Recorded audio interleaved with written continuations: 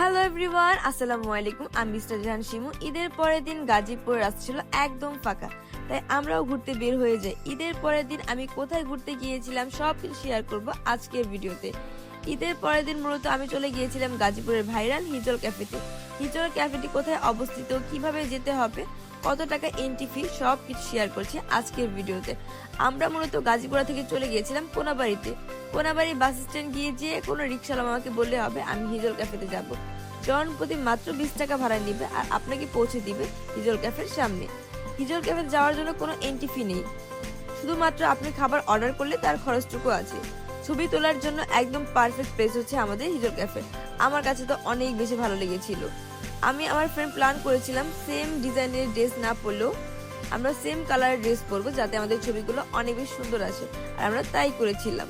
ঈদের পরের দিন ওপেন থাকার কারণে কাস্টমারকে তারা অনেক ধরনের খাবার দিতে পারছিল না, এর জন্য অনেক কাস্টমার একটু রাগান্বিত হচ্ছিল। তবে আমি তো একদমই ভালো মানুষ, তাই রাগান্বিত হইনি। এই জায়গায় ছবি তোলার অনেক ইচ্ছা ছিল, বাট ছবি তুলতে পারিনি কারণ অনেক মানুষ ছিল।